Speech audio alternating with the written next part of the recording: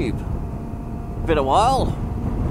You join me on a leisurely ride on a bank holiday Monday before the inevitable rain happens.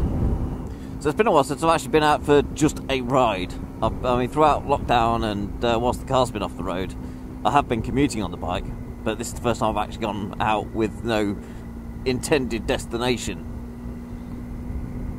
So yeah, it's been a while since I've done anything like that, so yeah, it's good to get out. The good news is the car is now back on the road, so that's fantastic. It got through its MOT the other week, so I'm really chuffed about that. Glad to have that all back up and running and roadworthy again. So yeah, I'll do a separate video about the car and what work has gone into getting it back on the road.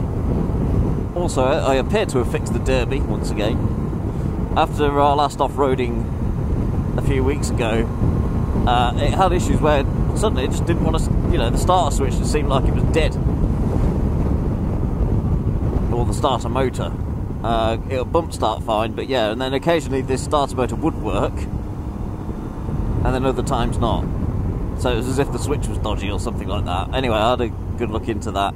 Found the soldering inside the switch was a little bit rough, so I replaced the solder in that. I don't do soldering very well, but it works, so yeah, it's done. But that wasn't the problem. I later found, having done all the soldering and stuff and tested it was working, I was like, okay, great, that seems good, okay. And then a bit later on, same problem again, just nothing, dead. So, had a bit more of a look into it this morning, and then I found there was a connector on the wires. I assume they're the wires from the starter switch down to the solenoid, the starter solenoid, which is like under the seat or to one side under one of the panels.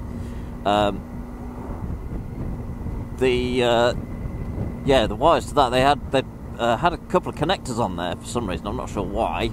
I suspect maybe the starter solenoid had been replaced previously, maybe, and they'd just cut the wires or something. I don't know. Didn't make any sense, but one of them wasn't really in. When I looked at it, it was out. It was not connected. So I figured what was happening was it was just making the connection sometimes, but not others, which kind of explains everything, really. So I've plugged them back in, cleaned the solenoid up and stuff, and it all seems good now, so I think we're all good with the Derbi once again. But I will be on the lookout for something different soon, because I will be coming to terms with having to get rid of the GPZ, and the Derbi's going to go at the same time, or in the same transaction, because I'd really prefer something a bit more suited for off-roading and also doing the distance, because the Derbi's not really cut out for doing long journeys and then some off-roading and then back. It's a lot of stress on it. I mean, I'm amazed it's lasted this long with the abuse it's been put through, to be fair. I mean, it's it's done pretty well considering. So yeah, I can't fault it for that. It is a good little bike, but it just doesn't meet my requirements.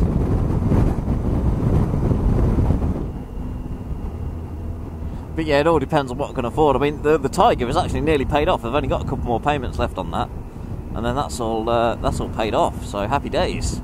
That will allow my budgeting for the Tiger will then allow a budget for something else if I do need to go down the finance option.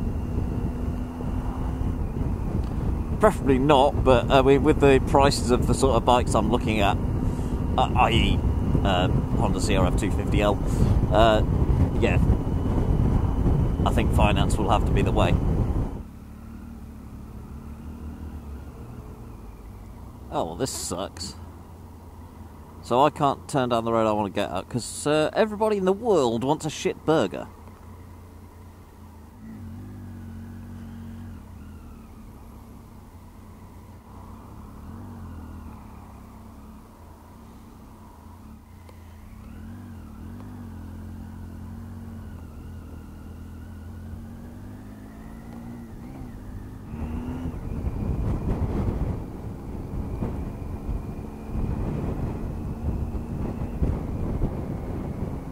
What a load of crap.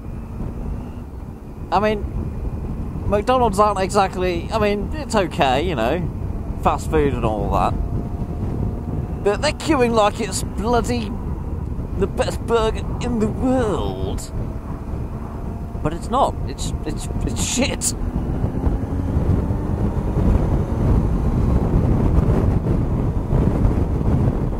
For a much better burger, we have a place around here called Uncle Sam's, and it is far superior to any of the other sort of big fast food chains. Far superior.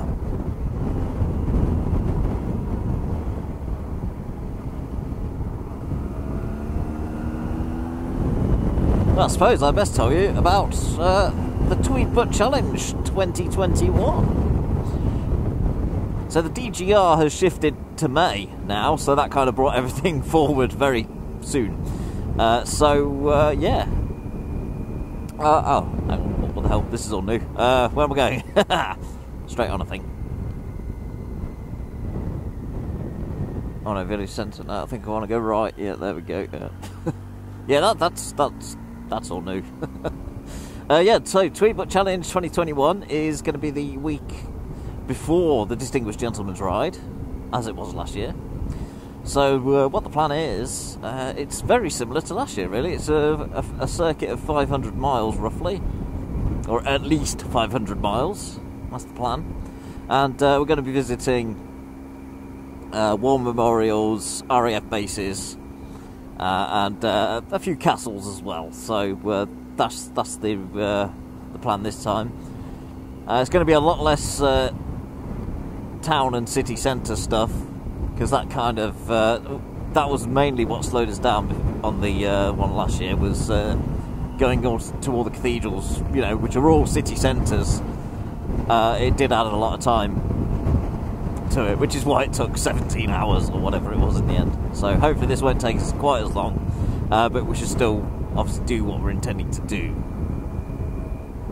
So I'll put links in the description to the Rambunctious Squadron page. So yeah, if you can donate, of course, then please do.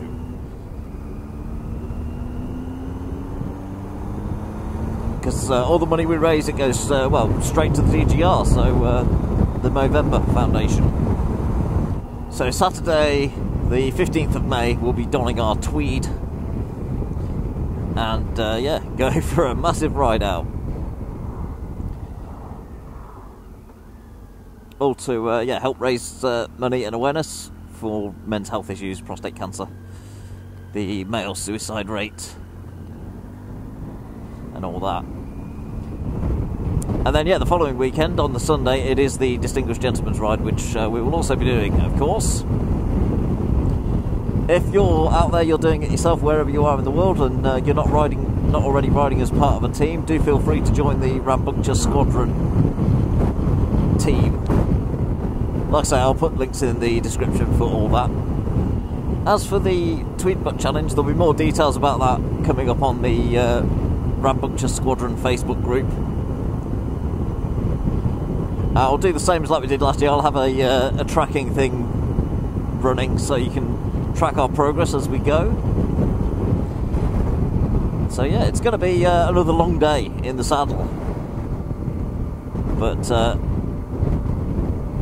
last year the Tiger was absolutely fine, and I was pretty much comfortable throughout. It was only towards the end. In fact, I think what was actually tiring me out more was the constant wind noise, because we were mostly on like the A14, A11, A13, I don't know, some of the dual carriageway A roads around Suffolk, and then coming down into London, it was mostly dual carriageway all the way. And I think that's what was tiring me out, was just the constant wind noise and the buffeting. Up to that point, I was doing quite well, absolutely fine. So hopefully it'll be another good one this time, we'll see.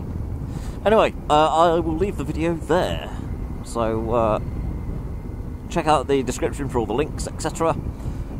Ride safe, everybody, and I'll see you next time. Bye-bye.